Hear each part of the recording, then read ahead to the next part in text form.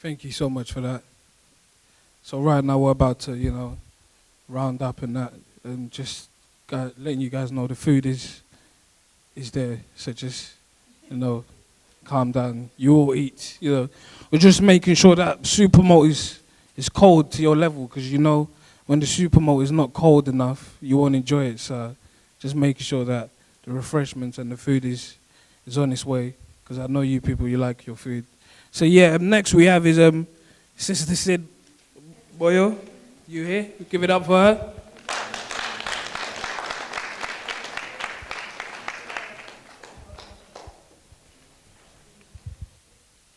Thank you.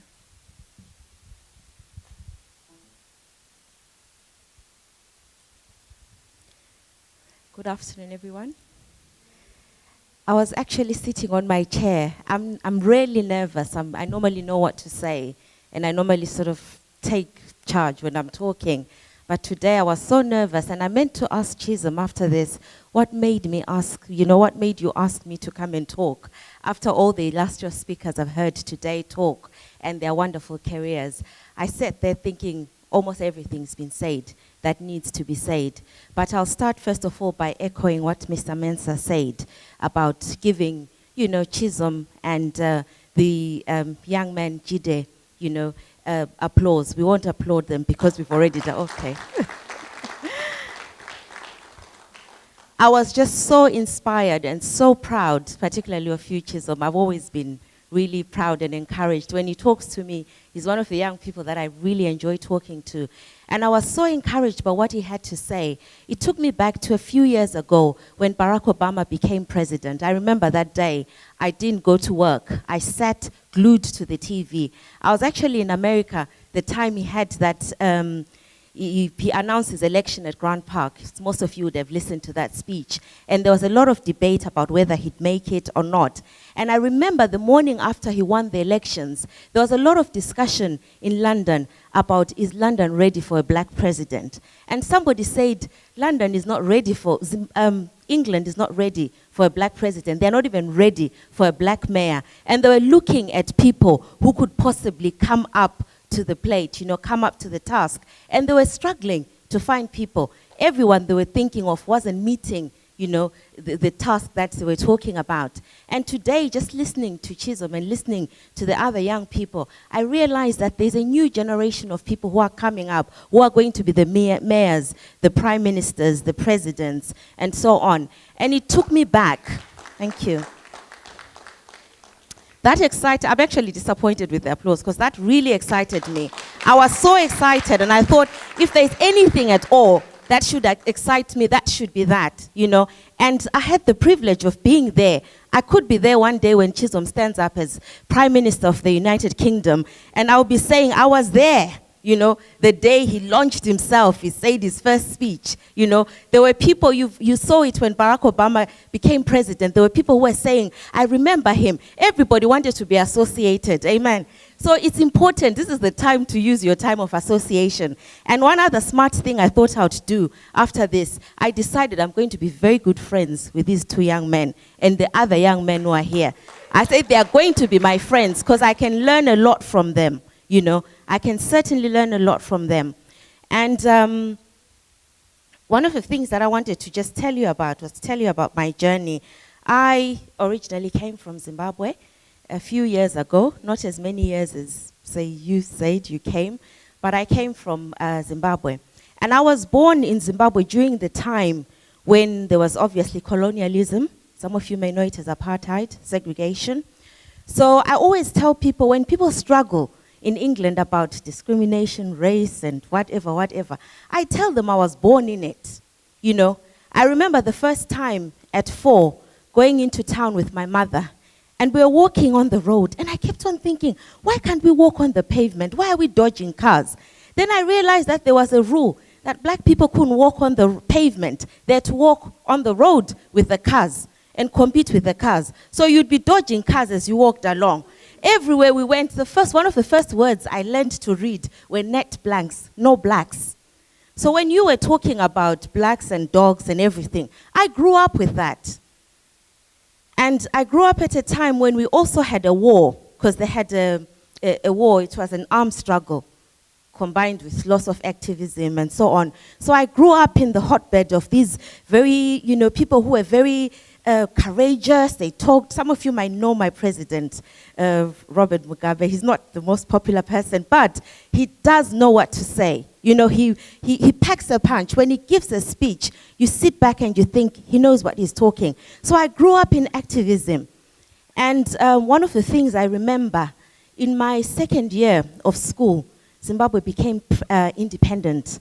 And my parents, like many parents, were finally allowed to live in what they called the white suburbs. And my parents quickly got a house in the white suburbs.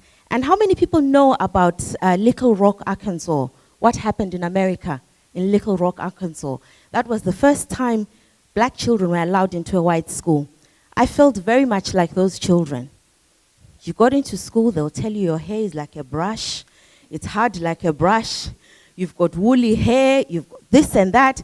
But you know what? My parents were determined, stay there, you'd cry, you'd do whatever. So from a very early age, I learned to treat disadvantage as nothing. And it's the same with people growing up here. You grow up with all those things, stereotypes, and you're told this, you're told that. It's nothing. I'm surprised when someone at 25 who's grown up here suddenly says it's because I'm black. Have you just discovered it?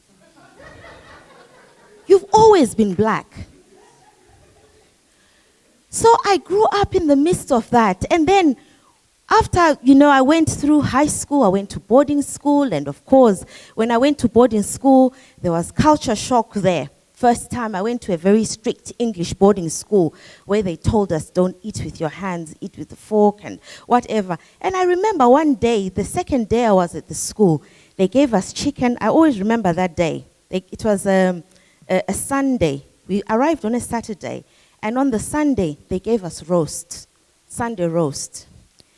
And I remember chasing a little pea around my plate with a fork and knife, trying to get it, And I remember I lost so much. I was so thin by the time I left because half the time I couldn't use the cutlery. And I was too embarrassed to ask because if you were, the white girls will make fun of you. And all the black girls would just sit and mop about it. And one day I decided I'm not going to mop. I'm going to beat them. And because of that, I became the first black head girl in that school. And they looked at me and wondered how it had happened. But every single time, as he said, I took disadvantage and I made it an advantage. I refused to be beaten by the systems. I refused. I remember one of the things I also got to realize when Zimbabwe became independent. People moan about, we're black, we're an ethnic minority, or this and that. The countries we come from are not rosy either. We deceive ourselves. These are excuses. We deceive ourselves about so many things. When we became independent, this longed for independence, the white man, the evil man, had finally been cast aside. We were in charge, we were in power. Everything was at our disposal. We could take the world apart. Do you know what happened? The next little evil stepped in, tribalism. You were talking about tribalism. It stepped in. If you belonged to a minority tribe, you always felt disadvantaged. And I happened to be a minority tribe. So by the time I finished university, getting jobs, I was faced with those conversations you were talking about. When you get there, they look at your surname, your name, or they speak to you in a certain language and you can't answer that language, you are done for. Again, we conquered. And after that, I just thought, okay, let me travel the world and see, come to the Queen's Land. I came here. And one of the things that I was so thankful because of growing up in segregation and apartheid, and then in that environment of cultural, tribalism and so on, it prepared me in so many ways for the society in England. And growing up as a young girl, we all aimed to come to England because England was seen as the land of opportunity. People could go to school here. People were going to school for free.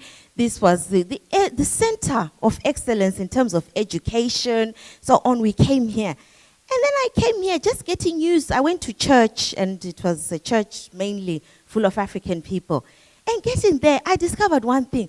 Most of the people in that church were uneducated. Most of the people there spoke wonky English in England. And I sat there and I thought, what is going on here? This is the country where we all came. And I assume that most people, when they came here to get an education, to better their lives, and so on. I discovered that people had got themselves into these little communities. They had left Africa, but they had not really left Africa. They had come here and set up little villages. You know, whatever village they came from, they came and they set it up and established it. I saw it in church. I saw it at work. I saw it everywhere. And I was frustrated. And you know what? The English people saw us as weird. They just dismissed us. But I realized that we had a lot to give. Particularly, I looked at my colleagues at work. The way I was trained, I may not have had the technology that they had, but I knew more than them because I learned the hard way. We were photocopying textbooks. How many people are familiar with photocopying? Just a few people would be. You would photocopy textbooks. You will borrow a textbook. Your friend will tell you, you are going to use the textbook for one night. And then the next person will have it for another night. And whatever. You would write your own notes, copy a textbook. And people here have computers, they have laptops, they have whatever. And still they don't want to get educated. Still they don't have an education. Still, they are not developed in their own minds. I didn't understand it. I sat there baffled by it all. And moreover, I was concerned. I remember challenging one of my friends who was a parent. I said, how do you expect your child to come out of this situation? Your child is just surrounded by these people. I'm not saying there's anything wrong with people who are cleaners, who are care workers, who are whatever. I'm not saying there's anything wrong. That job needs to be done. But do we need to do it? Should we be the ones doing it? And a lot of these people were graduates from their countries. They just came and succumbed to a system that they shouldn't have succumbed to. So today, in coming here, I was really challenged to hear the kind of things that I heard today. And it's something that has been so hot in my heart. So I love things like this. I was just thinking, wherever I can, if I grab a young person, I'll tell them, go for it. Go for it. You're not limited in whatever you do. Some of the thing is talk. You know, people will talk. I can do it, I can do it. You can do it in your little circle. But when it comes to coming outside, you're not making a difference. And today, to hear what Chisom had to say that during that time of his punishment, he sat down, he reflected, he thought, he came out. That's the stuff presidents are made of. That's what Nelson Mandela did when he was in prison. He was sitting, thinking, strategizing. And we saw the results. For you to be associated with people in that area, the people who were doing crime, who were doing all sorts of things, to come out and do what you did. That's what we're talking about. And don't hide your stories. You know, I don't know who stood up and said, well, lack of role models. We do have role models. These are our role models. Tell your stories. Be open about it.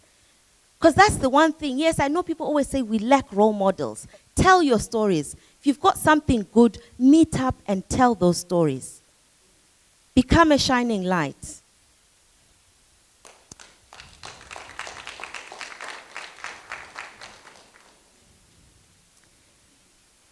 Now, one of the things that I'll talk about is, I'll talk about what I do. I'm an occupational therapist and I work for the local authority.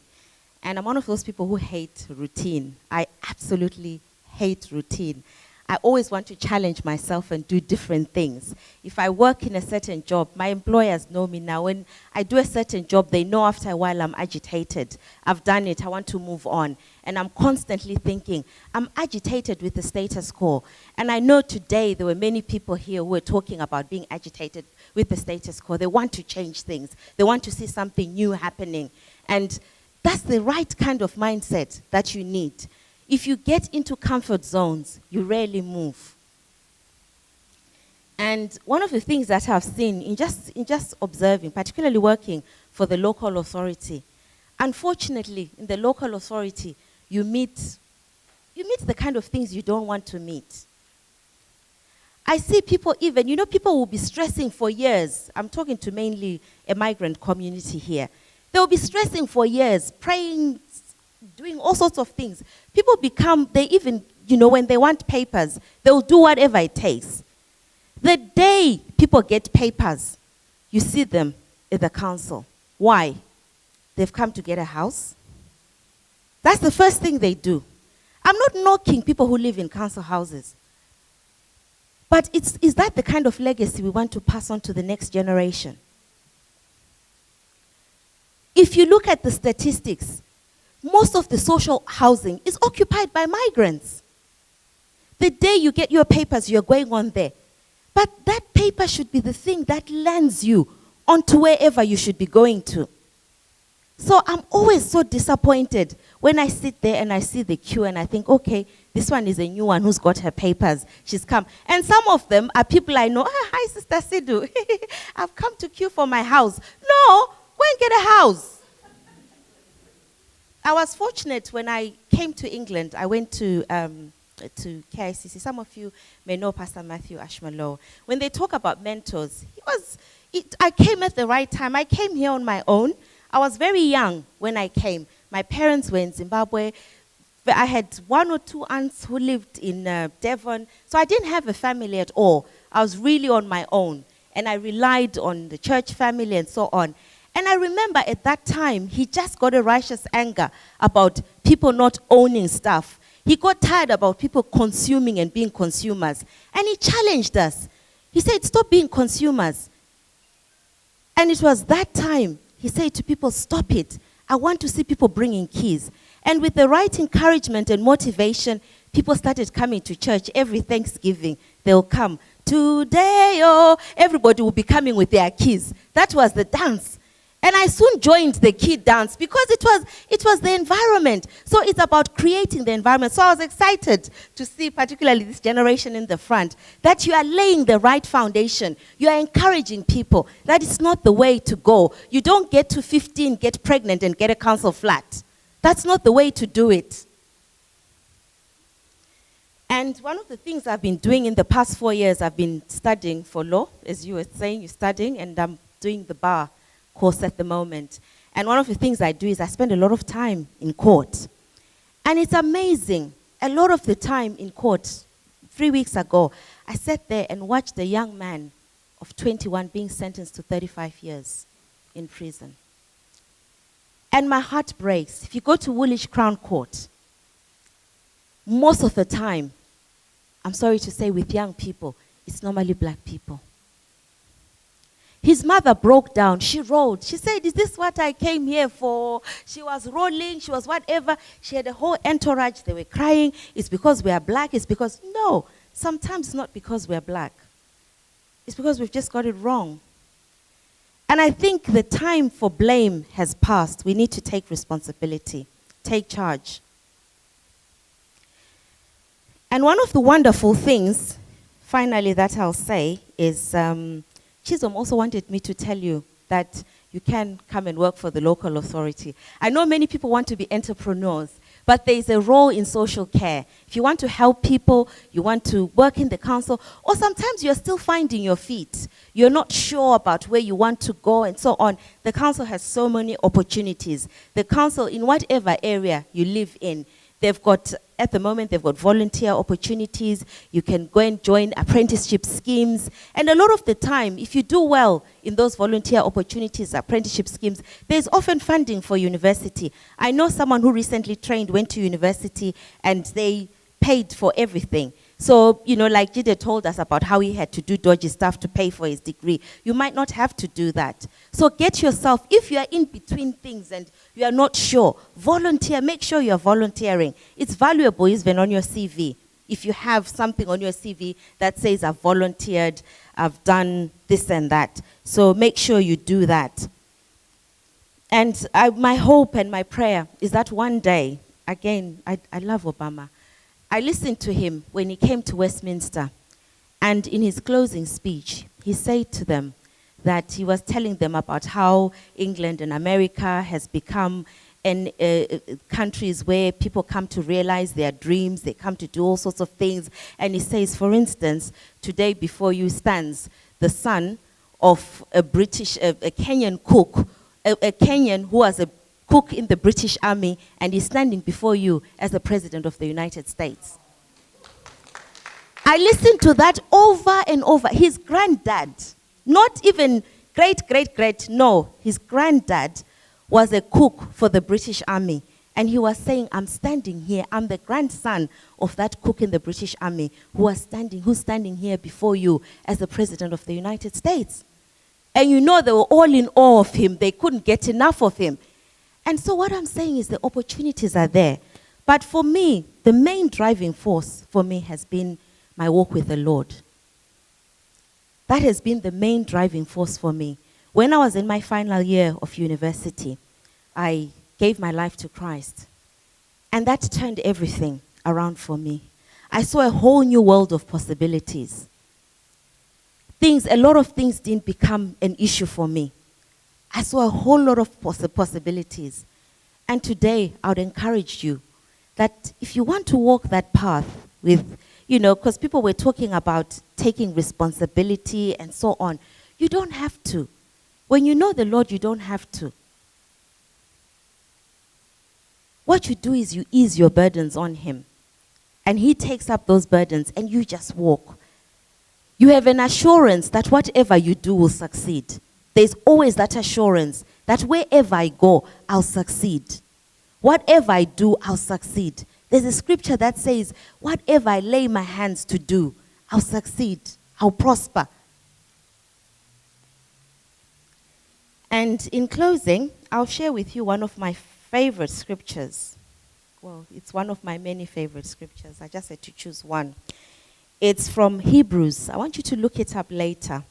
It's from Hebrews 11, verses 32 to 34. And it talks about men of faith. It says, how much more do I need to say? It would take too long to recount the stories of the faith of Gideon, Barak, Samson, Jephthah, David, Samuel, and all the prophets. By faith, these people overthrew kingdoms. They ruled with justice. They received what God had promised them. They shut the mouths of lions. They quenched the flames of fire and escaped death by the edge of the sword. Their weakness was turned to strength. They became strong in battle and put whole armies to flight. And my message to you today is that you can do it. You can overthrow and overturn what has been the status quo in your life. And the main thing you start doing is you start by hating certain things that you don't like. I hated poverty. I saw poverty and I hated poverty. I saw injustice and I hated injustice. I saw mediocrity and I hated mediocrity. And because I hated them, I made it a point that I didn't want to be where I was. I looked at, some of the things, particularly I like to address the issue of, because we are black. Forget that one. My dad came here. My dad grew up most of his life in Apartheid. And my mom also grew up in Apartheid. The first time they came to visit me in England was about 10 years ago. And I remember taking my dad through Woolwich. And we had gone home. We went to Woolwich. And the first thing we got to in Woolwich, we parked somewhere near the market. So when we got to Woolwich, there was the market. How many people are familiar with Woolwich? There's a market in Woolwich, and they sell lots of fruits. And the guy sometimes will call out, 10 pound a banana, pound a banana, pound a banana. And my dad stood back, and he said, the son of a madam selling bananas, hawking bananas in the market. My dad thought that was an unforgivable sight. He couldn't even look at him. Because as far as he was concerned, a white person could never do that. They could never hawk bananas. Where I grew up, white people didn't sweep. They didn't clean. Even for me coming here, it was a culture shock. They're telling me to be quiet. Okay. Okay. So it was a shock. Those were things that, he could not even think of it. The day we were at the supermarket and they were paying, he couldn't think of it, it was too much. Because even after liberation, it took a while for liberation to come. So it was shocking for him to see that image of, a white man sweeping the street and so on. He thought that those were jobs for us, not for them. And I'm telling you that the time for jobs for them and for us is over. It's time to do what you want to do. So rise up and do what you need to do. God bless you.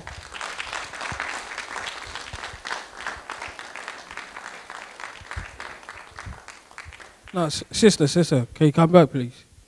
And Sister Mary, can you stand up as well, please? I want everyone to clap for these sisters, because hopefully next time there'll be more sisters to do this.